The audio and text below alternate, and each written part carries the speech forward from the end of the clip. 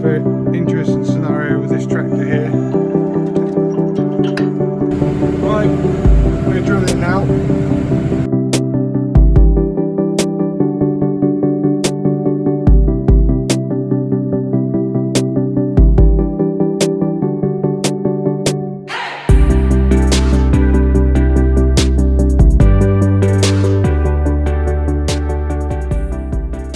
Got a very interesting scenario with this tractor here.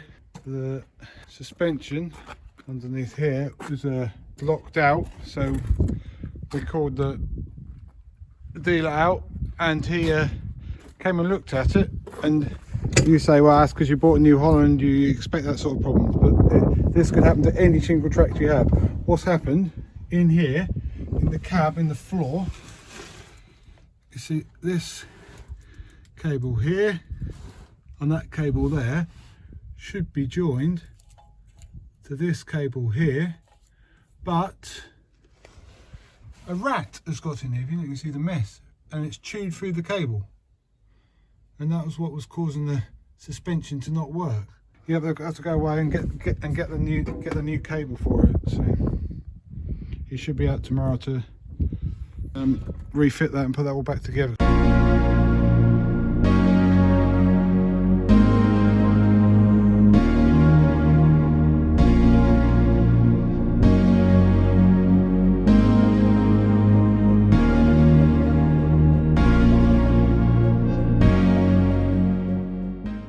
Yeah, it's got to go slightly towards you, I reckon, isn't it? No, it goes, looks fine straight through. No, as in there's more of a gap this side, Yeah. there, than there is on that one. But we should just be able to pull that across. So that one's too low, is it? This one needs to go up there. On your side, but not on this side.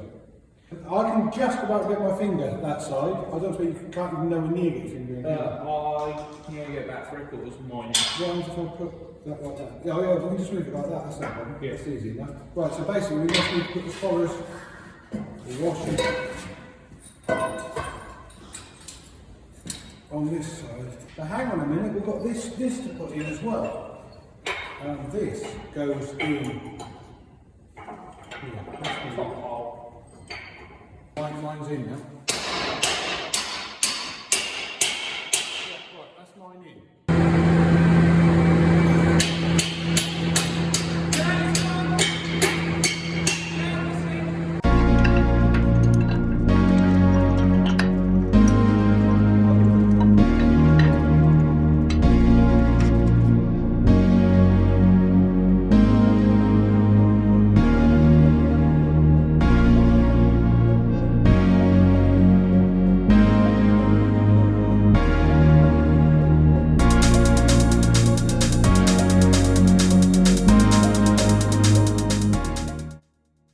Right, it's all back together now. You've just seen from above.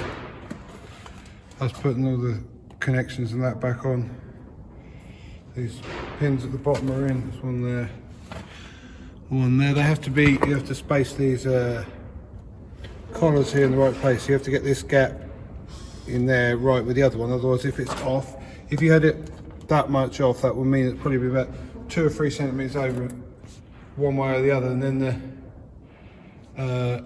because it's GPS controlled, it messes that all up and that gets all out of line. So you have an overlap one side and a gap the other side. So you can see we did put both the original pipes, and then I found that there was a split in this one, so you can see this one here is clear because it hasn't had any seed treatment through, whereas this one has had the treated seed through it. So of course that's gone red, which is what the colour of the seed is. And we've also put some tape around here to hold this piece of that's the old one off the old pipe from that side that was broken. We cut it down here and wrapped it round because this bit here had worn a hole through there on the one that side. So we've put that round there to protect that.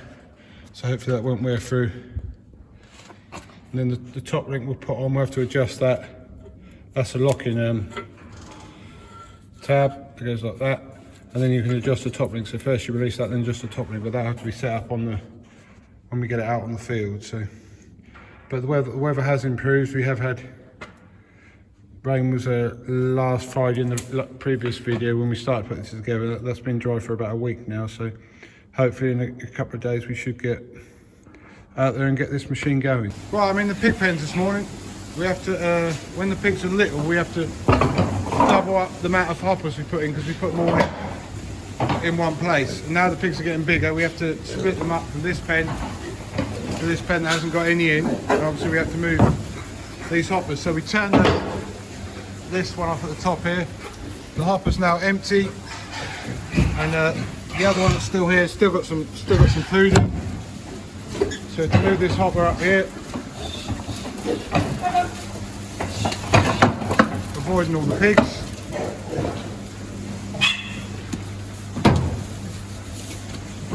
Are you coming out, Mr. Big? Come on, out you come. Go on.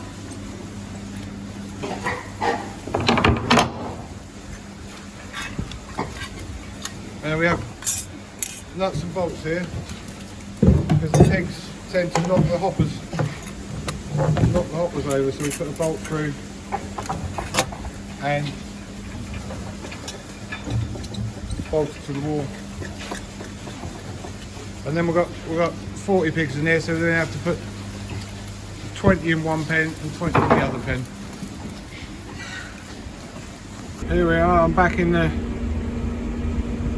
sprayer today, putting some liquid fertilizer on.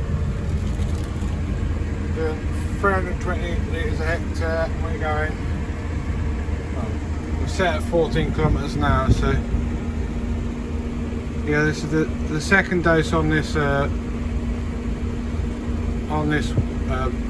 winter barley here, and it's the final dose. We're doing it in, sometimes we've done it in 3 doses, but this time we're only doing it in 2 because it's hybrid barley and it tends to grow rather rapidly, so decided with the agronomist it's better to get it all on now, because there's such a small gap in between the second dose and the third dose if you split it. So that's what we're up to now.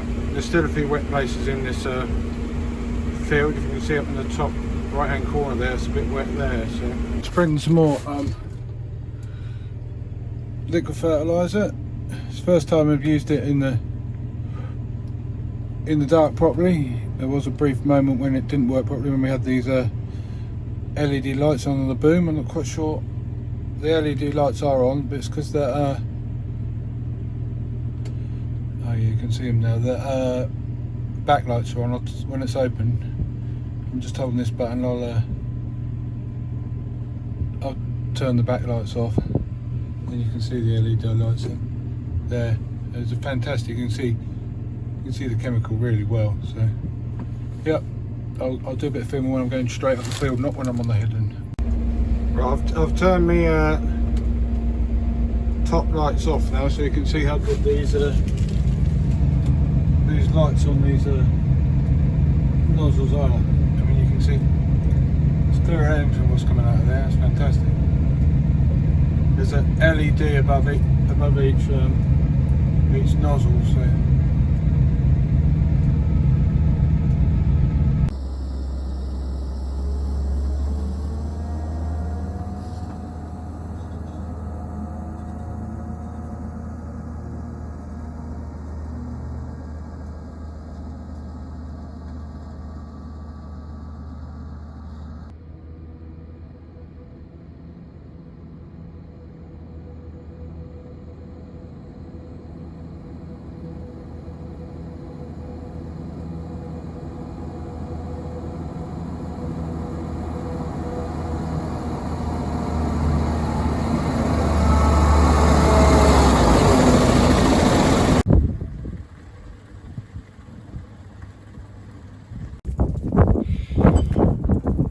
checking that these motors both work,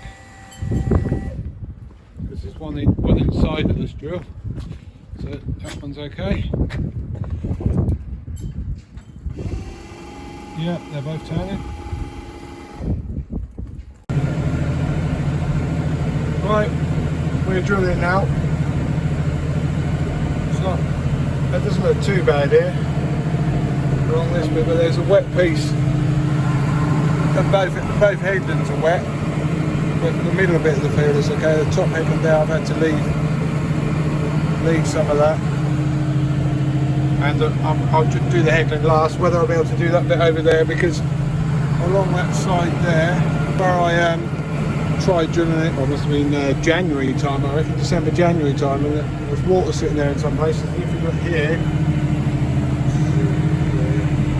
that's the first round I did. At the bottom there, it just sunk in, so I had to leave that one short. But now we're getting further across the field. That's getting a bit better now. So it's not a very big field. It's only 2.3 hectares. I think we might get 2 hectares in, but we'll just see what happens.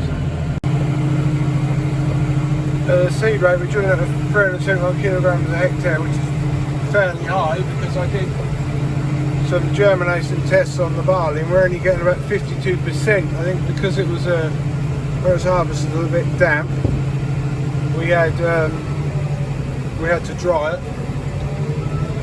So yeah, we've had to put the seed rate up quite a bit to compensate for that. So.